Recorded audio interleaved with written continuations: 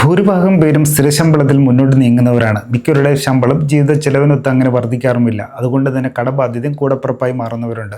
ജീവിത ചെലവ് നേരിടുന്നതിനൊപ്പം കടബാധ്യത വേണ്ടവിധം കൈകാര്യം ചെയ്യുന്നില്ലെങ്കിൽ ക്രമേണ കടക്കണിയിലേക്ക് വീഴാനുള്ള സാധ്യത കൂടുതലാണ്. പുതിയൊരു വർഷം കടന്നു വരാനിരിക്കവേ സാമ്പത്തിക കാര്യങ്ങളിൽ നമുക്ക് ശുഭപ്രതീക്ഷ പുലർത്താം.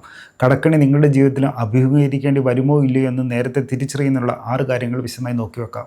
1. EMI വരുമാനത്തിന് 50% ആകുന്നു. ഇന്നത്തെ കാലത്ത് no cost EMI, buy now pay later, easy EMI തുടങ്ങിയ നിരവധി വാഗ്ദാനങ്ങളാണ് ഉപഭോക്താക്കളുടെ മുന്നിലേക്ക് നിത്യവും കടന്നെത്തുന്നത്. കാശില്ലാത്തത് കാരണം മാറ്റിവെച്ചിരുന്ന ഉൽപ്പന്നങ്ങൾ പ്രതിമാസ തവണകളെ അഥവാ EMIകളെ അടയ്ക്കാമെന്നുള്ള ഓഫറിൽ കാണുമ്പോൾ ആരും ഒന്ന് വാങ്ങുന്നതിനെക്കുറിച്ച് ചിന്തിച്ചു പോകാം. എന്നാൽ ഡിസ്കൗണ്ടും സൗജന്യവും പോലുള്ള ഓഫറുകൾ കേൾക്കുമ്പോഴേ വാങ്ങാനുള്ള ത്വര ഉയരുന്നത് നല്ല ശീലമല്ല. 1-2 EMI ഒക്കെ നമുക്ക് മാനേജ് ചെയ്യാമെന്ന് തോന്നിയാലും ഷോപ്പിങ്ങിനുള്ള അഭിനിവേശം കാരണം നിരവധി EMIകൾ ഒരേ സമയം ഏറ്റെടുക്കുമ്പോഴാണ് മെല്ലെ സാമ്പത്തിക ഞെരുക്കത്തിലേക്ക് വഴുതി വീഴുന്നത്. അതായത് മാസ വരുമാനത്തിന് 50%-ലധികം EMI അടവുകളായി കീശയിൽ നിന്നും പോകുന്നുണ്ടെങ്കിൽ കടക്കണിയിലേക്ക് വീഴാനുള്ള വഴിയിലാണ് നിങ്ങളുടെ സഞ്ചാരമെന്ന് സാരം. 2. സ്ഥിര ചെലവ് വരുമാനത്തിന് 70% കവിയുമ്പോൾ. ഒഴിവാക്കാൻ സാധിക്കാത്ത ചില സ്ഥിരമായ ചിലവുകൾ ഏവർക്കും ഉണ്ടാകാം. വാടക, ലോൺ, കുട്ടികളുടെ വിദ്യാഭ്യാസം, വീട്ടുചെലവുകൾ എന്നിങ്ങനെ ഓരോ മാസവും മുടക്കമില്ലാതെ പരിപാലിക്കേണ്ട ഉത്തരവാദിത്തങ്ങൾക്കായുള്ള ചെലവുകൾ നേരിടേണ്ടതായുണ്ട്. ഇതിനോടൊപ്പം EMI ബാധ്യതയും കൂടെയാകുമ്പോൾ സ്ഥിരമായ ചെലവിൻ്റെ ഭാരം വർദ്ധിക്കും. അതേസമയം മാസ വരുമാനത്തിന് 50%-ൽ താഴെ സ്ഥിരമായ ചെലവ് നിൽക്കുന്നതാണ് ഉത്തമം. ഇതിന് സാധിക്കുന്നില്ലെങ്കിൽ പോലും വരുമാനത്തിന് 70%-ന് താഴെ സ്ഥിരമായ ചെലവ് നിർത്താൻ കഴിയുന്നില്ലെങ്കിൽ ക്രമേണ കടക്കണിയിലേക്ക് വീഴാനുള്ള സാധ്യതയുണ്ട്.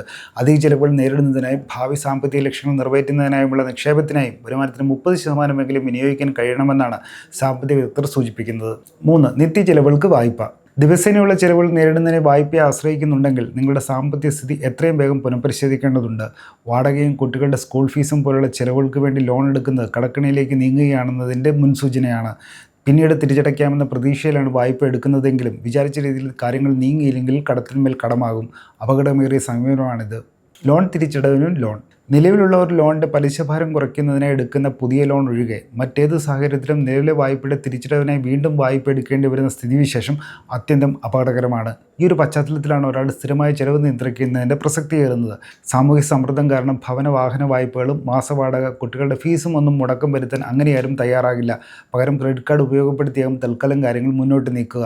മിനിമം ബില്ലടിച്ച് പരമാവധി തെളിയിക്കാൻ ശ്രമിക്കും. എന്നാൽ ഒരു പരിധി കഴിയുമ്പോൾ കാര്യങ്ങൾ കൈവിട്ടു പോകുന്നതാണ് മിക്കയിടത്തും കാണാറുള്ളത്. 5. ക്രെഡിറ്റ് കാർഡ്, പണം പിൻവലിക്കലും ബിൽ റോൾ ഓവറും. നിത്യചെലവുകൾ നേരിടുന്നതിനെ ക്രെഡിറ്റ് കാർഡ് ലിമിറ്റിൽ നിന്നും പണമായി പിൻവലിക്കുന്നത് കടക്കണിയിലേക്കുള്ളൊരു ദിശാസൂചകമാണ്. ക്രെഡിറ്റ് കാർഡിൽ നിന്നും പണമായി പിൻവലിക്കുന്നതിൻ്റെ ചാർജും പലിശയുമൊക്കെ വളരെ ഉയർന്ന തോതിലാണെന്നും ശ്രദ്ധിക്കേണ്ടതുണ്ട്. അതുപോലെ ക്രെഡിറ്റ് കാർഡ് ബിൽ തുക മുഴുവനെ അടച്ചു തീർക്കാതെ ഭാഗികമായി അല്ലെങ്കിൽ മിനിമം തുക അടച്ച ശേഷം റോൾ ഓവർ ചെയ്യുന്ന ശീലവും ക്രമേണ കടക്കണിയിലേക്ക് തള്ളിവിടാം. ഉയർന്ന പലിശയാണ് ക്രെഡിറ്റ് കാർഡ് ബില്ലിൽ ബാക്കി നൽകേണ്ട തുകയ്ക്ക് നൽകേണ്ടി വരുന്നത്. അതിനാൽ മുൻഗണന നൽകി ഈ കുടിശ്ശിക അടച്ചു തീർക്കാനാണ് ശ്രമിക്കേണ്ടത്. 6. ഭാവി വരുമാനത്തിൽ പ്രതീക്ഷയുള്ള വായ്പകൾ. ഭാവിയിൽ മികച്ച വരുമാനം ലഭിക്കുമെന്ന കണക്കുകൂട്ടിൽ ഇപ്പോഴേ വായ്പ എടുക്കുന്നതിൽ ചില റിസ്ക് ഘടകങ്ങൾ അടങ്ങിയിരിപ്പുണ്ട്. ചിലർ പിന്നീട് ലഭിക്കാവുന്ന ബോണസ് തുക വരുമ്പോൾ തിരിച്ചടയ്ക്കാവുന്ന പ്രതീക്ഷയിൽ പുതിയ ലോൺ എടുക്കാറുണ്ട്. എന്നാൽ എന്തെങ്കിലും അവിചാരിത കാരണത്താൽ ബോണസ് തുകയിലോ ഭാവിയിൽ ഉയർന്ന വരുമാനമോ കരഗതമാകുന്നില്ലെങ്കിൽ അതിനകം എടുത്തുവെച്ച വായ്പയുടെ ബാധ്യത നിങ്ങളെ സാമ്പത്തിക ഞെരുക്കത്തിലാക്കാം. ശമ്പളത്തിൽ സ്ഥിരമായതും വ്യതിചലിക്കാവുന്ന ഘടകങ്ങളും ഉൾപ്പെടുന്നുണ്ടെന്ന് മനസ്സിലാക്കേണ്ടതുണ്ട്. അതിനാൽ ഒരു വായ്പ എടുക്കുമ്പോൾ EMI ഭാരം താങ്ങാനാകുന്നതാണെന്ന് കണക്ക് കൂട്ടുന്നതിനായി ശമ്പളത്തിൻ്റെ സ്ഥിര ഘടകങ്ങളിൽ നിന്നുള്ള വരുമാനത്തിൻ്റെ അടിസ്ഥാനത്തിലാകണം വിലയിരുത്തൽ നടത്തേണ്ടത്. കൂടുതൽ വാർത്തകളും വിശേഷങ്ങൾക്കും സമയം മലയാളം ചാനൽ ഫോളോ ചെയ്ത് സബ്സ്ക്രൈബ് ചെയ്യുക. മറ്റൊരു വിഷയമായി വീണ്ടും കാണാം. സമയം മലയാളം വാർത്തകൾ ഇനി ടൈംസ് ഓഫ് ഇന്ത്യ സൂപ്പർ ആപ്പിലും. ഇതിനായി പ്ലേ സ്റ്റോറിൽ നിന്നോ ആപ്പ് സ്റ്റോറിൽ നിന്നോ times of India app install ചെയ്യൂ. മലയാളം ഭാഷ തിരഞ്ഞെടുക്കൂ. വാർത്തകൾ ആസ്വദിക്കാം. എല്ലാം ഇനി സമയത്തിൽ.